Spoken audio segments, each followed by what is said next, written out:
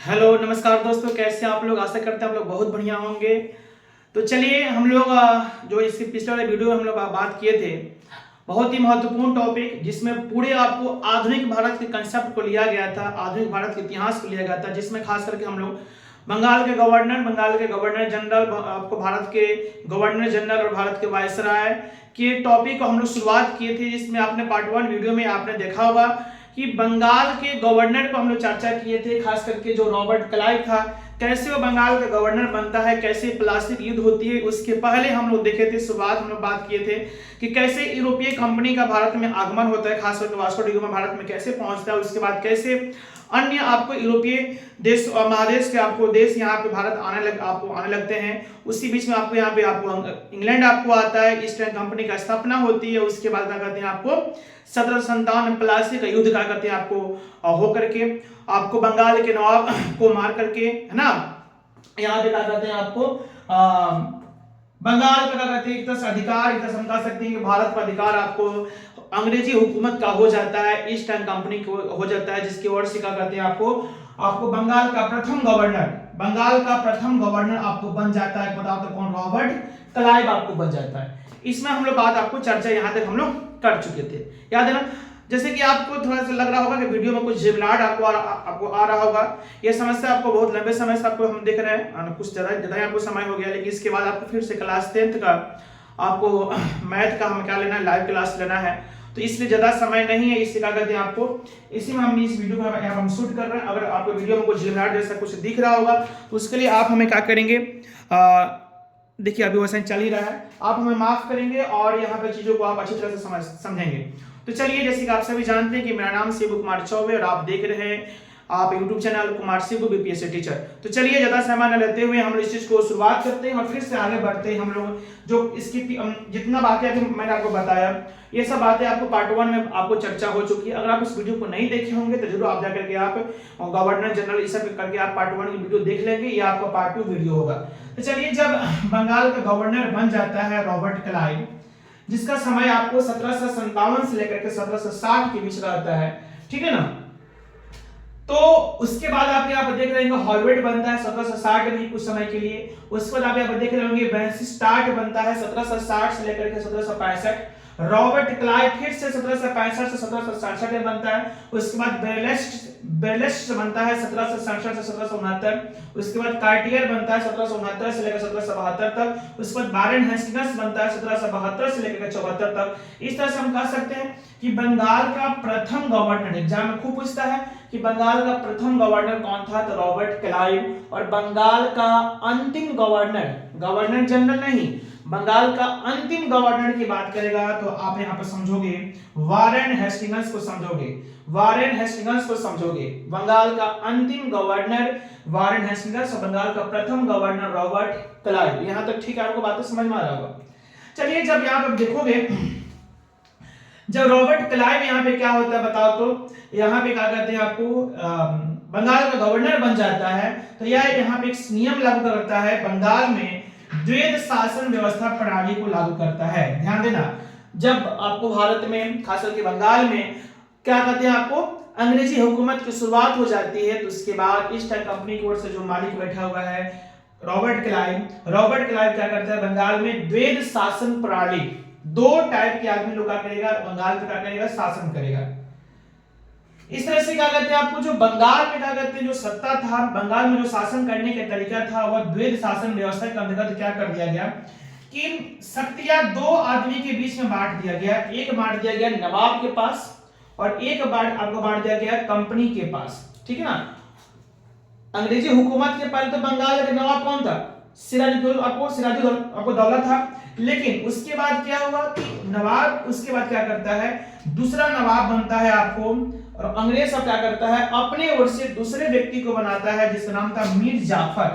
मीर कौन था बताओ तो, जाफर। तो 1757 के बाद, है ना, सिराजुद्दौला के बाद आपको बंगाल का नया नवाब कौन बनता है, मीर जाफर। तो ये सब क्या करता है बताओ तो, आपको क्या कहते हैं यहाँ पे बंगाल का नवाब आपको बनाता है मीर जाफर को, और ये क्या करता है कि इस नवाब को प्रशासनिक शक्ति देता है कि तुम्हारे पास सिर्फ क्या रहेगी, प्रशासनिक शक्ति रहेगी। सॉरी, अब तुम्हारे पास सिर्फ क्या रहेगी बताओ तो, प्रशासनिक शक्ति रहेगी, और हम लोग के पास क्या रहेगा, कंपनी के पास क्या रहेगा, राजस्व प्लस सेना का अधिकार। मतलब कंपनी के पास पूरे क्या कहते हैं, रुपया पैसा का जो लेन देन करना है पूरा उसका राजस्व का, रुपया पैसा का पूरा आपको देख रेख कौन करेगा, कंपनी करेगा। सेना रखने का अधिकार भाई किसके पास होगा, तो कंपनी के पास होगा। बस तुम क्या करोगे, शासन करोगे, है ना, तुम एक नवाब जैसे, तुम एक राजा जैसा दिखोगे। प्रशासनिक शक्ति तुम देख रेख करोगे, जनता का तुम लोगों को बात करोगे, है ना, ये सब चीज तुम देखोगे। लेकिन क्या कहते हैं, राजस्व प्लस सेना का अधिकार रखने का शक्ति किसके पास रहेगा, कंपनी के पास। प्रशासनिक शक्ति का आपको प्रशासनिक शक्ति का अधिकार नवाब के पास रहेगा। इस तरह से हम देख रहे हैं कि बंगाल में दो तरह के लोग, नवाब प्लस कंपनी मिलकर के शासन कर रहा था। इसी व्यवस्था को क्या बोला गया था, द्वैध शासन आपको बोला गया था। प्रणाली, द्वैध शासन प्रणाली आपको बंगाल में इसको लगाया गया था, जिसको हम यहाँ पे समझ रहे हैं कि बंगाल के नवाब यहाँ पे कौन बना था, बताओ तो सिराजुद्दौला के बाद आपको मीर जाफर यहाँ पे आपको बन जाता है। ठीक है ना, इतना बात आपको समझ में आ रहा है ना, कि नवाब के पास प्रशासनिक शक्ति चला गया, कंपनी के पास राजस्व प्लस सेना का अधिकार था, इसलिए इस सिस्टम को हम क्या बोलेंगे, द्वैध शासन प्रणाली, जो बंगाल में लागू हुआ था। रॉबर्ट क्लाइव क्या कहते हैं आप यहाँ पे इस चीज को लागू किया था। थोड़ा सा और हम समझते हैं। उसके बाद क्या होता है ना कि आपको यहाँ पे क्या होती है, रॉबर्ट क्लाइव जो नवाब से उम्मीद रखा होगा, एक हम समझ सकते हैं कि इसका ये डिमांड ये था, भाई तुम क्या हो, इसका डिमांड यह था कि नवाब तुम एक तरह से मेरा कठपुतली बन के रहोगे, है ना, जैसे हम कहेंगे तुम वैसा तुम करोगे। जो कि सेना रखने का अधिकार तुम्हारे पास तो है नहीं, राजस्व रुपया पैसा का अधिकार तो है नहीं, सिर्फ प्रशासनिक शक्ति, जनता के बारे में लोगों को उसको देख रेख करना, उसका आवश्यकताओं की पूर्ति करना, है ना, इस तरह से क्या कहती है, काम तुम करोगे, न्याय करना, ये सब काम तुम करोगे। ठीक है ना, लेकिन कठपुतली बनकर तुमको रहना है नवाब। लेकिन यही हुआ कि मीर जाफर क्या कहते हैं, अंग्रेजों की उम्मीद पर आपको खड़ा नहीं उतर सका। मीर जाफर क्या होता है, अंग्रेजों की उम्मीद पर, है ना, रॉबर्ट क्लाइव की उम्मीद पर खड़ा नहीं उतरता है। इस तरह से क्या करता है, आपको मीर जाफर को क्या करता है, सब रॉबर्ट क्लाइव क्या करता है, हटा देता है। मीर जाफर को बंगाल के नवाब पद से आपको हटा देता है, और इस तरह से इसी का क्या कहते हैं, दामाद मीर जाफर का यहाँ पे आप देखोगे दामाद, जिसका नाम था मीर कासिम। आप यहाँ पे समझोगे मीर कासिम कौन था, जो मीर जाफर का ही क्या था, दामाद था, उसको 1760 में बंगाल का नवाब आपको बना दिया जाता है। मीर जाफर कितना दिन से था, 1757 से लेकर के 1760 तक क्या था, बंगाल का नवाब था। लेकिन उसके बाद 1760 से क्या कहते हैं, बंगाल का नवाब कौन बन जाता है, मीर कासिम बन जाता है, जो कि मीर जाफर का क्या था, दामाद था। उधर से ये क्या करता था, मीर कासिम क्या करता होगा बताओ तो, अंग्रेजों को बार बार आपको उकसाता होगा कि देखिए हमारे ससुर जो ऐसा नहीं, ऐसे करना चाहिए, बताइए ऐसे करना चाहिए, आप लोग बोले थे कुछ और, लोग कर कुछ और है, उनको पद से हटाइए और हमको बनाइए, आप लोग जैसे बोलेंगे वैसे हम कहेंगे, वैसे हम करेंगे, है ना। मतलब पूरा आश्वासन देता है कि भाई आपका हम पूरा कठपुतली बन के रहेंगे, जैसे आप लोग कहिएगा वैसे हम बंगाल को चलाएंगे, हम किसी प्रकार के आप लोगों के कार्यों में दखलंदाजी नहीं करेंगे, आप मेरे ससुर को नवाब पद से हटा दीजिए। इस तरह से अंग्रेज सब क्या करता है, इनको हटा करके मीर कासिम को 1760 में क्या करता है, बंगाल का आपको नवाब बना देता है, इस उम्मीद से कि यह जाफर से भी क्या कहते हैं, ज्यादा क्या कहते हैं, कठपुतली, है ना, बन के रहेगा कौन, मीर कासिम। लेकिन अब अंग्रेज सब फिर से वही अपना सत्ता इस पर अपना क्या कहते हैं, एक तरह से अधिकार करना, है ना, जबरदस्ती काम करना आपको मीर कासिम पर भी स्टार्ट हो जाता है। उसके अलावा क्या कहते हैं, अंग्रेज आपको रॉबर्ट क्लाइव के विचार था, है ना, या उसके बाद जो भी आपको क्या कहते हैं, इधर आपको क्या होंगे,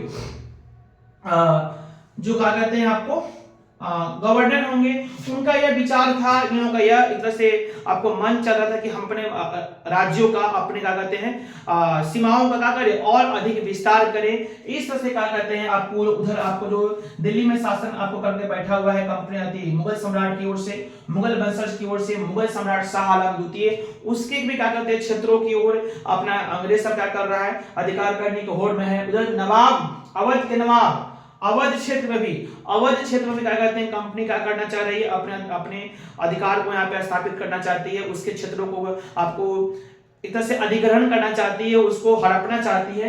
तो इस तरह से क्या कहते हैं, आपको यहाँ पर आप देखेंगे उधर से मीर कासिम था, मीर कासिम शुरुआत में तो अंग्रेज सब कठपुतली बन के रहा, लेकिन जब अंग्रेज सब इस पर ज्यादा प्रेशर करने लगा कि तुम ऐसे नहीं ऐसे करो, तो मीर कासिम का भी दिमाग उड़ गया कि भाई हम क्या कहते हैं इसका ये हमसे कुछ नहीं हो सकता है ना, तो क्या कहते हैं आपको ये अंग्रेज बहुत खराब आदमी है, इसके साथ हमको आपको नहीं रहना है। तो मीर कासिम उधर क्या कहते हैं फिर आपको अंग्रेज से क्या हो गया, दुखी हो गया है ना, और वो उससे अलग होना चाह रहा है। उधर से मुगल सम्राट शाह आलम द्वितीय, उधर से क्या कहते हैं आपको मुगल सम्राट का क्या बताओ तो शाह आलम द्वितीय, वो भी क्या है अंग्रेज से क्या है खफा है। उधर से नवाब अवध के नवाब कौन बताओ तो शुजा उद दौला, वो भी क्या कहते हैं अंग्रेजों के क्या कहते हैं कार्यों से क्या है खफा है, गुस्सा है।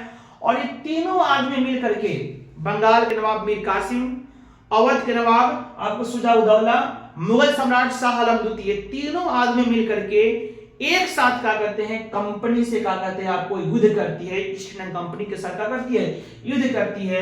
और यह हमारे बिहार के बक्सर जिला में क्या कहते हैं आपको ये युद्ध होता है, इसलिए युद्ध को क्या बोलते हैं बक्सर का युद्ध बोलते हैं हम। यह बक्सर का युद्ध आपको 22 अक्टूबर 1764 को होता है। क्या अभी भी झिलमिलाहट आपको है ही क्या? अरे कुछ को तो लग रहा है ठीक हुआ है, झिलमिलाहट कुछ ठीक तो हुआ है, चलिए कोई बात नहीं। तो बक्सर के युद्ध क्या होता है बताओ तो 22 अक्टूबर 1764 को आपको यहाँ पे होता है। बोलो किसके बीच?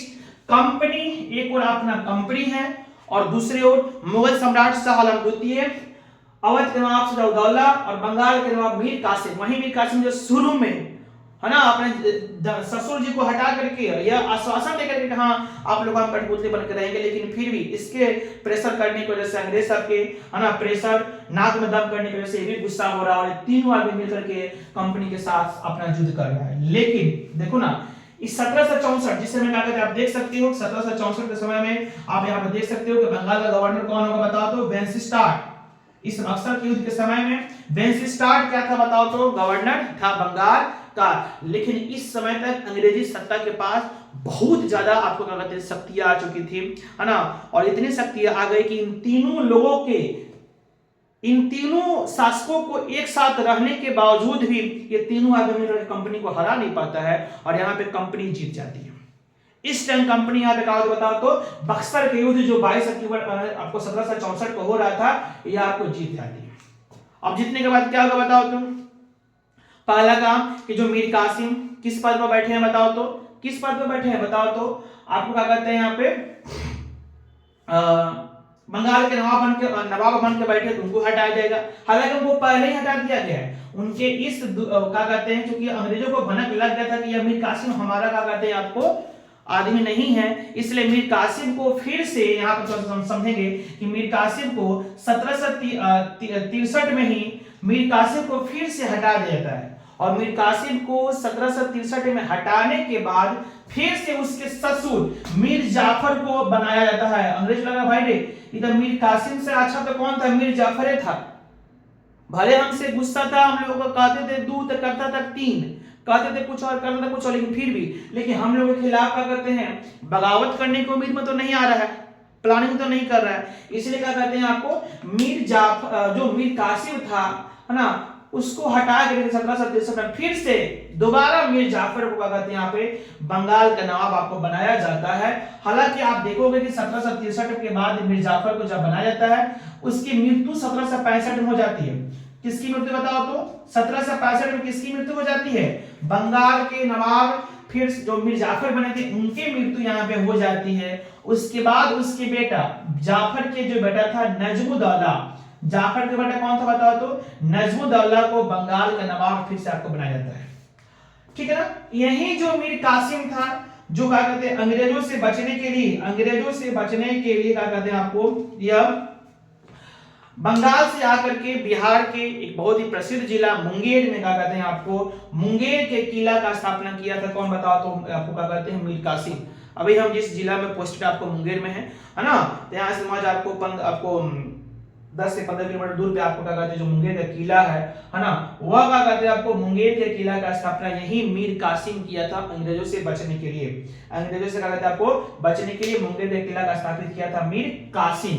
तो हम यहाँ पे बात कर रहे थे कि अब कासिम वहीं जब बंगाल के नवाब पद से फिर हट गया था तो वहीं आप किसके साथ मिलकर के शाह आलम द्वितीय के साथ मिलकर के मुगल सम्राट के साथ मिलकर के अवध के नवाब के साथ मिलकर के बक्सर का जो तीनों आदमी मिलकर किया था जिसमें आपको अंग्रेजी सत्ता फिर से हमें क्या होती है बताओ तो जीत जाती है। और जीतने के बाद यहाँ से क्या कहते हैं आपको कासिम को तो यहाँ से भागना पड़ता है, लेकिन बच कौन जाते हैं बताओ तो? आपको मुगल सम्राट शाह आलम द्वितीय, चूंकि ये भी हार चुके थे, और अवध के नवाब शुजाउद्दौला भी हार चुके थे। इन लोगों के साथ मिल करके अब क्या होगी, संधि होगी। क्या होगी बताओ तो, संधि होगी। और वह संधि क्या कहते हैं आपको बताओ तो, इलाहाबाद के संधि के नाम से जानी जाती है। ध्यान देना, बक्सर के युद्ध के बाद, बक्सर के युद्ध के बाद इलाहाबाद की संधि होती है। ध्यान देना कि बक्सर के युद्ध के बाद क्या कहते हैं, बंगाल का गवर्नर कौन था, वेंसिटाट। लेकिन जब इलाहाबाद की संधि होने जा रही है तो उस समय फिर से रॉबर्ट क्लाइव, फिर से रॉबर्ट क्लाइव यहाँ पे कहा चुका है बताओ तो, बंगाल का गवर्नर आपको बन चुका है। बंगाल का क्या कहते हैं आपको, गवर्नर यहाँ पे आपको बन चुका है। और इस तरह से इलाहाबाद की संधि होती है अगस्त 1765 में। यह संधि किसके बीच, ये आपको इलाहाबाद की संधि प्रथम संधि और द्वितीय संधि कहलाती है। इलाहाबाद की प्रथम संधि और इलाहाबाद की द्वितीय संधि। इसमें यह हुआ था कि इलाहाबाद की प्रथम संधि हुआ था 12 अगस्त 1765 को। इलाहाबाद की प्रथम संधि 12 अगस्त 1765 को हुआ था। इसमें किसके बीच का संधि हुआ था, company plus east India company plus Mughal सम्राट शाह आलम द्वितीय के बीच हुआ था। मैंने अभी बताया ना कि 3 आदमी मिलकर के कंपनी के साथ युद्ध कर रहा था। तो मीर कासिम तो ऐसे ही भाग गया, उसके बाद कुछ था नहीं कि अंग्रेज के साथ संधि करेगा और कुछ लेन देन करेगा, तो उसके बाद कुछ था नहीं, वो भाग गया। बच कौन जाता है बताओ तो, मुगल सम्राट शाह आलम द्वितीय, उधर से अवध के नवाब, है ना। तो इन लोगों के साथ इलाहाबाद में क्या होती है, संधि होती है। तो पहला संधि होती है सॉरी 12 अगस्त 1765 को किसके बीच होती है, मुगल सम्राट शाह आलम द्वितीय के और साथ और कंपनी के साथ संधि होती है। ठीक है ना, पहला संधि, है ना। इस संधि में क्या आपको प्रस्ताव होता है कि भाई मुगल सम्राट शाह आलम द्वितीय, जिनका शासन दिल्ली का आपको दिल्ली से हो रहा था, जिनके अंतर्गत आपको बिहार, बंगाल और उड़ीसा की क्या थी, दीवानी थी, दीवान पद उसके हाथ में था। किसके हाथ में, मुगल सम्राट शाह आलम द्वितीय के हाथ में बिहार, बंगाल और उड़ीसा की क्या थी, दीवानी उसके हाथ में थी। दीवान पद होता है ना, वो पद थी, है ना। तो क्या कहते हैं, बंगाल, बिहार और उड़ीसा की दीवानी कंपनी के हाथ में आ गया। तुम हार चुके हो, मुगल सम्राट शाह आलम द्वितीय, तुम हमसे हार चुके हो, इसलिए अब क्या कहते हैं आपको, पूर्ण रूप से दीवानी मतलब क्या कहते हैं आपको, एक तरह से पूरा पूर्ण रूप से सत्ता बंगाल, बिहार और उड़ीसा पर कौन करेंगे, तो हम करेंगे, यानी क्या कहते हैं आपको, ईस्ट इंडिया कंपनी करेगी। इलाहाबाद के प्रथम संधि में क्या कहते हैं, बंगाल, बिहार, उड़ीसा की दीवानी किसके हाथ में आ गई बताओ तो, कंपनी के हाथ में आ गई। और इस तरह से उनको क्या कहते हैं आपको, मुगल सम्राट शाह आलम द्वितीय को अंग्रेज सरकार करता है, उनको छोड़ देता है। क्या आपके संधि हो गया, आप यहाँ पे क्या कहते हैं आप जा सकते हो। दूसरा यहाँ पे क्या होती है बताओ तो, फिर से क्या होती है, 12 अगस्त की घटना और 16 अगस्त के साथ 16 अगस्त 1765 को किसके बीच संधि होगा बताओ तो, बच कौन इसमें से बच जा रहे हैं, अवध के नवाब शुजाउद्दौला, उनके साथ संधि होती है। अवध के नवाब शुजाउद्दौला के साथ क्या होती है बताओ तो, यहाँ पे संधि होती है। यह संधि होती है 16 अगस्त 1765 को। और इस संधि में यह होता है कि भाई तुम तो बहुत परेशान किए हो हमको, है ना, तुम्हारे वजह से क्या कहते हैं यहाँ पे काफी जगह हमें क्या कहते हैं खर्चा का सामना करना पड़ा, इसलिए तुम 50 लाख तुम क्या करो हमको, पर तुम रुपया दो। उस समय समझिएगा कि अवध के नवाब शुजाउद्दौला ने कंपनी को 50 लाख रुपया दिया था। आप समझ सकते हो 1757 के बाद बता रहे 50 लाख रुपया उसमें हार जाने को देना पड़ा था। साथ साथ में क्या कहते हैं आपको, इलाहाबाद और वहीं पे क्या कहते हैं जगह है उत्तर प्रदेश में पड़ता है काड़ा प्लस इलाहाबाद का अधिकार किसका रहता है, कंपनी का अधिकार रहता है। इलाहाबाद और काड़ा को छोड़ करके बाकी जो क्षेत्र आपको जो क्या कहते हैं आपको, जो अवध क्षेत्र में आता था वह आपको नवाब शुजाउद्दौला के हाथ में चल जाता है। ध्यान देना, अवध के अंतर्गत इलाहाबाद, काड़ा, उसके अलावा बहुत सारा आपको एरिया आता था। तो इलाहाबाद और काड़ा किसके हाथ में आ गया बताओ तो, कंपनी के हाथ में। तुम इलाहाबाद प्लस काड़ा हमको दे दो और बाकी तुम अपने पास रखो, साथ साथ तुम हमको 50 लाख रुपया तुम हमको हर जाने भी दो। उधर से उसको उधर आप यहाँ पे देखेंगे अपोजिट रूप में, तो मुगल सम्राट शाह आलम द्वितीय को अंग्रेज सब कुछ रुपया इनको दिया था, कुछ लाख रुपया इनको यहाँ पे दिया था, इनसे लिया था 50 लाख रुपया और इनको क्या करते हैं कुछ 15-20 लाख रुपया इनको दिया था। लेकिन उसके बदले में क्या लिया था, बंगाल, बिहार और उड़ीसा, जो कि बहुत बड़ा क्षेत्र होता है, आप मैप में देखेंगे तो उसके वहां की दीवानी एक तरह से हम समझ सकते हैं कि बंगाल, बिहार और उड़ीसा के लेने की वजह से हम कह सकते हैं कि करीबन करीबन क्या कहते हैं आपको, एक तरह से आप मतलब 25 से 30% क्या कहते हैं भारत का अधिकार यहाँ पे क्या कहते हैं आपको अंग्रेजों का यहाँ पे हो जाता है। चलिए यह सब कहानी आप यहाँ पर देख रहे हैं रॉबर्ट क्लाइव के अंतर्गत दिख रहे हैं, ठीक है ना। उसके बाद यहाँ पे बेलेस्टर बनते हैं, कार्टियर बनते हैं, या उतने हमारे इंपॉर्टेंट है, इसमें उतना कार्य नहीं हुआ है। चलिए अब अंतिम में आप यहाँ पर देखेंगे वारेन हेस्टिंग्स। वारेन हेस्टिंग्स यहाँ पे जब बंगाल के गवर्नर था तो यहाँ पे उतना कोई महत्वपूर्ण घटना यहाँ पे नहीं घटित हुई है।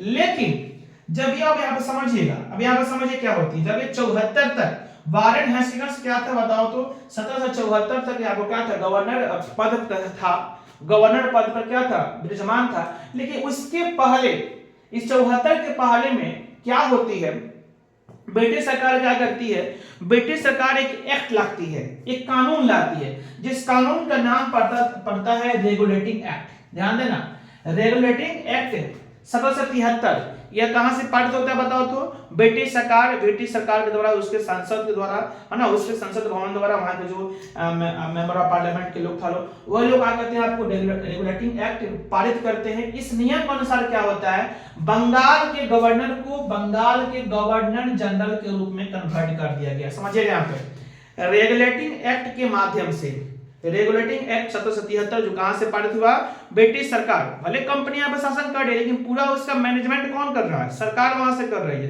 तो ब्रिटिश सरकार ने एक कानून लाया, ये क्या लाया बताओ तो, कानून लाया जिस कानून का नाम क्या पड़ा, रेगुलेटिंग एक्ट।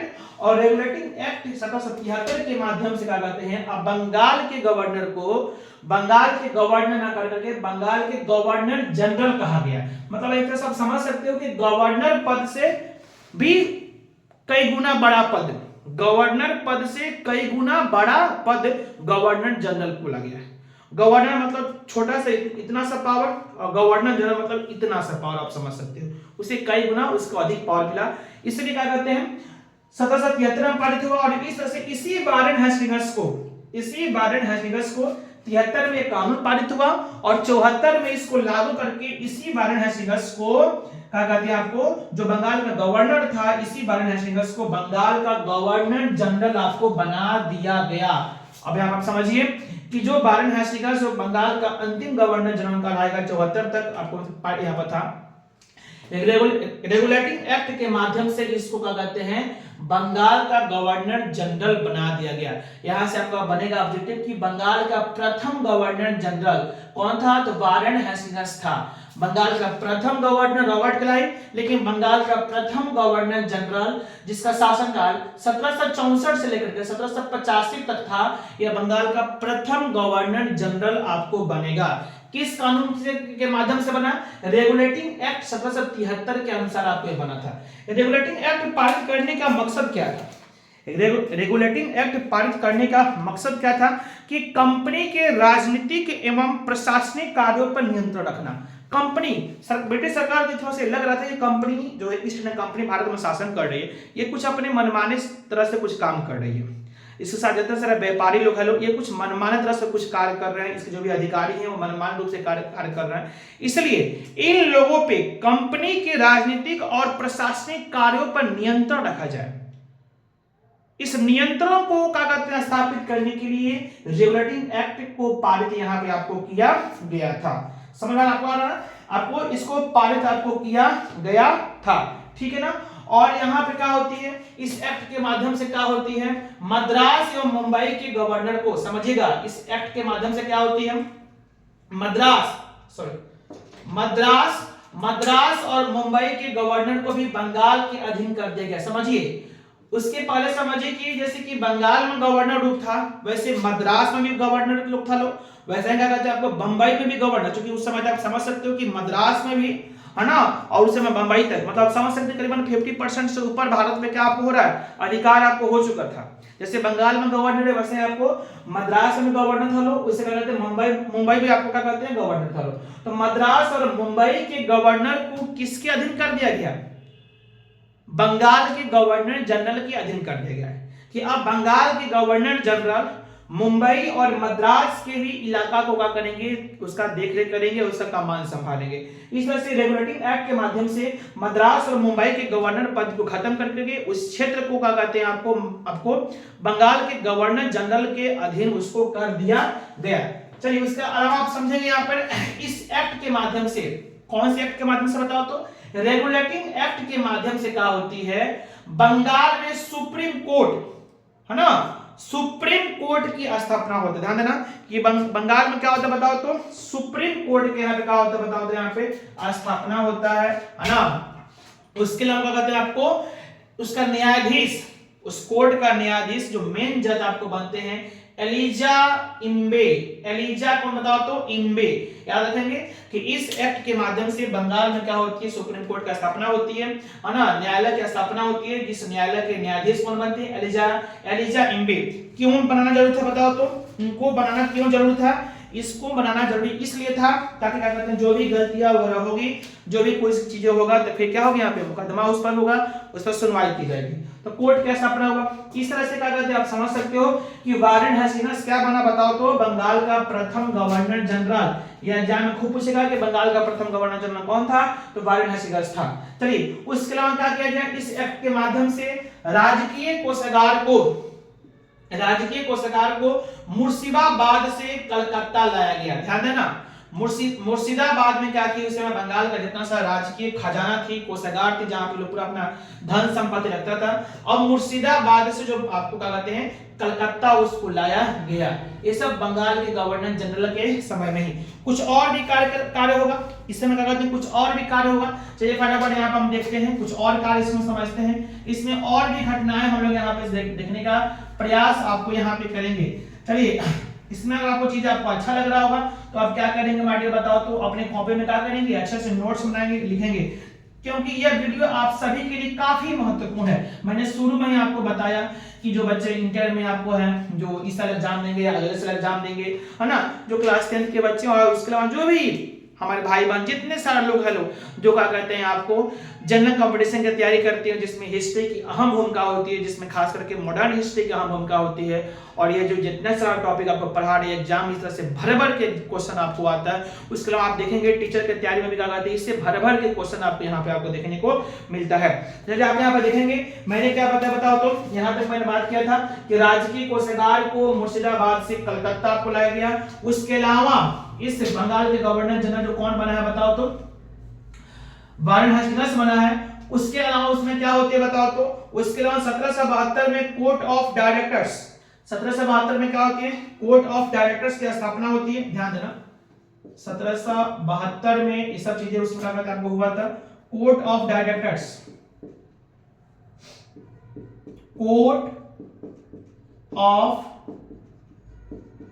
डायरेक्टर्स ने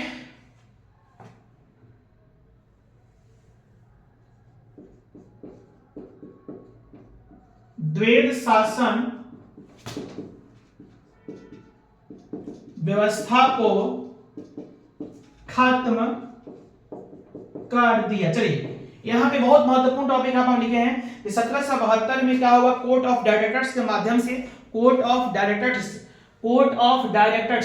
है ना, इसके माध्यम से क्या करते हैं आपको, चूंकि आपको याद होगा कि जो रॉबर्ट क्लाइव 1757 के बाद क्या किया था बंगाल में बताओ तो, द्वैध शासन प्रणाली को स्थापित किया था। तो रॉबर्ट क्लाइव के द्वारा स्थापित किए गए सिस्टम जिसमें द्वैध शासन प्रणाली चल रहा था, जिसमें नवाब प्लस कंपनी मिलकर के शासन कर रही थी, उस सिस्टम को क्या कहते हैं 1772 में कौन था बताओ तो, कौन था, वारेन हैस्टिंग्स को था ना, वो क्या कर दिया था बताओ तो, इसको खत्म कर दिया। तो द्वैध शासन व्यवस्था को लागू करने वाला शासक कौन था बताओ तो, बंगाल का गवर्नर रॉबर्ट क्लाइव था। लेकिन द्वैध शासन व्यवस्था को खत्म करने वाला कौन था, तो क्या कहते हैं आपको उस समय कौन था बताओ तो, आपको वारेन हैस्टिंग्स। याद करना, वारेन हैस्टिंग्स जब 1772 में खत्म किया था बताओ तो उस समय क्या था, यह बंगाल का गवर्नर था कि गवर्नर जनरल था, बंगाल का गवर्नर था, क्योंकि बंगाल का गवर्नर जनरल 1774 में बना, ठीक है ना। उसके पहले ही क्या कहते हैं आपको, कोर्ट ऑफ डायरेक्टर्स के नियम के अधीन इसको द्वैध शासन व्यवस्था को खत्म कर दिया। तो यहाँ पे एग्जाम में खूब आपको प्रश्न आता है कि द्वैध शासन व्यवस्था को खत्म करने वाला शासक आपको कौन था, तो वारेन हैस्टिंग्स, और लागू करने वाला कौन था बताओ तो, आपको कौन था, रॉबर्ट क्लाइव। चलिए उसके अलावा इस वारेन हैस्टिंग्स के कार्यकाल में कुछ और हम देखने का प्रयास करेंगे। इसमें क्या होती है, पिट्स इंडिया एक्ट में पारित होती है। ध्यान देना लास्ट तक, पिट्स इंडिया एक्ट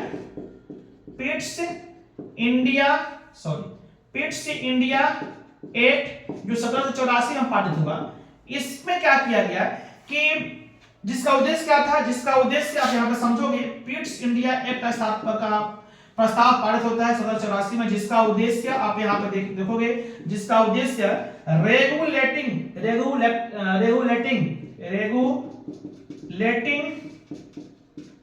एक्ट के कमियों को दूर करना था, कमियों को दूर करना था। मैं बोल रहा हूं, अगर आपको नहीं अच्छे से दिख रहा होगा तो जो मैं बोल रहा हूं उसको आप लिखेंगे। अब यहाँ पर समझिएगा, इस वारेन हेस्टिंग्स के कार्यकाल में क्या होती है, पिट्स इंडिया एक्ट, आप यहाँ पर देख रहे होंगे कि रेगुलेटिंग एक्ट के माध्यम से बंगाल के गवर्नर को बंगाल के गवर्नर जनरल बना तो दिया गया 1773 के बाद 74 से, लेकिन पिट्स इंडिया एक्ट 1784 आती है। यह जब कानून आता है ब्रिटिश सरकार की ओर से, है ना, इंग्लैंड से, जिसका उद्देश्य क्या था, रेगुलेटिंग एक्ट के कमियों को दूर करना। अब देखो, इंग्लैंड की सरकार को यहाँ पे कमियां, आपको उसके सामने मैसेज आपको जा रहा था कि नहीं, रेगुलेटिंग एक्ट के माध्यम से आप बंगाल के गवर्नर जनरल उनको बना दिए हैं, लेकिन वहां में कुछ गड़बड़ हो रहा है। अब उस गड़बड़ को दूर करने के लिए, उस कमियां को दूर करने के लिए पिट्स इंडिया एक्ट पारित होता है 1784 में। अब इससे गुस्सा हो जाता है कौन बताओ तो, इससे गुस्सा हो जाता है कौन बताओ तो, वारेन हेस्टिंग्स, कि भाई ये सब क्या हो रहा है, कौन गलती कर दिया हमको बताओ ना। इससे गुस्सा हो जाता है और गुस्सा एक तरह से अपने यहाँ पर इंसल्ट फील करता है, गुस्सा हो जाता है, और गुस्सा होने की वजह से क्या करते हैं, वारेन हेस्टिंग्स क्या करते हैं, गवर्नर जनरल पद को छोड़ देता है, और गवर्नर जनरल पद को छोड़ करके वह फरवरी, ध्यान देना, फरवरी 1785 में, ध्यान देना, फरवरी 1785 में क्या करते हैं, वारेन हेस्टिंग्स यहाँ से चला जाता है, अपना देश इंग्लैंड चला जाता है। समझिएगा, वारेन हेस्टिंग्स यहाँ पे क्या होता है बताओ तो, इंग्लैंड आपको चला जाता है। पिट्स इंडिया एक्ट आपको आता है 1784 में, जिसका उद्देश्य क्या था, रेगुलेटिंग एक्ट के कमियों को दूर करना। इस चीज से वो गुस्सा हो जाता है, दुखी हो जाता है कौन, आपको वारेन हेस्टिंग्स, है ना, वो अपने आप इंसल्ट महसूस करता है कि कौन सी कमी है जिसको आप लोगों को दूर करना है, और इस तरह से अपने पद से इस्तीफा दे करके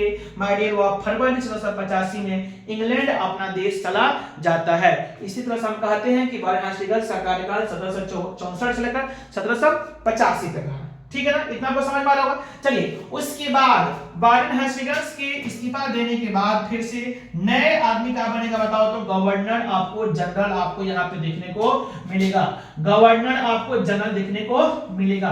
अब हम बात कर लेते हैं उसके बारे में, सॉरी, कि गवर्नर जनरल सेकंड कौन होता है। तो ध्यान देना माय डियर, आप बताओ तो यहाँ पे क्या होगा, सेकंड गवर्नर जनरल, बंगाल के गवर्नर जनरल पहला कौन था, वारेन हेस्टिंग्स। चलिए दूसरा हम समझते हैं, बंगाल के प्रथम गवर्नर आपको जनरल हो गया वारेन हेस्टिंग्स, सेकंड कौन था, तो सेकंड आपको बनता है sir John Macpherson, sir John Macpherson. आप अपने कॉपी में इसको नोट करेंगे कि बंगाल के सेकंड गवर्नर जनरल कौन बनता है बताओ तो, आपको सर जॉन मैकफर्सन। इसका कार्यकाल आपको 1785 से लेकर के 86 तक रहता है ना, मात्र करीबन 1 साल तक क्या करते हैं आपको, यह आपको क्या करते हैं, आपको एक तरह से अस्थायी, इसको हम क्या बोल सकते हैं, अस्थायी गवर्नर जनरल, अस्थायी गवर्नर जनरल, याद रखेंगे। सर जॉन जो मैकफर्सन जो 1785 से लेकर 1786 तक बनता है बंगाल का गवर्नर जनरल। वारेन हेस्टिंग्स के बाद यह अस्थायी टेम्पोररी गवर्नर जनरल आपको था, लेकिन ये सेकंड नंबर काउंट होगा।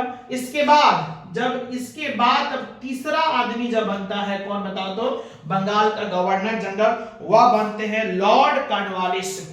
लॉर्ड कॉर्नवालिस, हमारे आप यहाँ पे याद रखेंगे कि बंगाल के गवर्नर जनरल तीसरा कौन बनता है बताओ तो, लॉर्ड कॉर्नवालिस, लॉर्ड कॉर्नवालिस, जिसका कार्यकाल आपको 1700 आपको क्या कहते हैं 86 से लेकर के 1793 तक रहता है। फिर उसके बाद 1805 में आता है और उसी साल इसकी मृत्यु भी हो जाती है, और मृत्यु आपको इसी भारत के क्या कहते हैं एक जगह होगा जहां पे गाजीपुर में क्या कहते हैं इसको दफनाया जाएगा। तो चलिए हम बात करेंगे अब लॉर्ड कॉर्नवालिस पर। तो लॉर्ड कॉर्नवालिस के कार्यकाल में बहुत सारा क्या कहते हैं कुछ चीजें आपको यहाँ पे देखने को मिलेगा।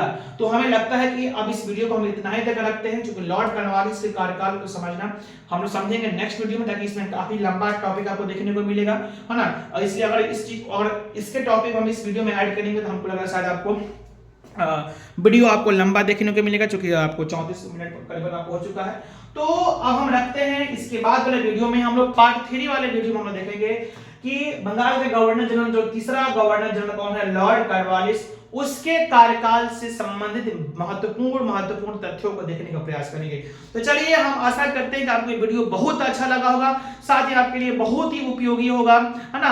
अगर आपको ये वीडियो अच्छा लगा होगा तो क्या करेंगे, एक प्यारा सा हमारा क्या करेंगे, कमेंट्स करेंगे, वीडियो को लाइक्स करेंगे। अगर वीडियो पर पहली बार आप मेरे चैनल पर आए होंगे तो चैनल को सब्सक्राइब करेंगे, बेल आइकन को घंटी को दबा देंगे और साथ ही अपने दोस्तों के साथ इस वीडियो को शेयर भी करेंगे। चलिए, मिलते हैं हम लोग नेक्स्ट वीडियो में, तब तक आपको बहुत बहुत धन्यवाद। जय हिंद, जय भारत।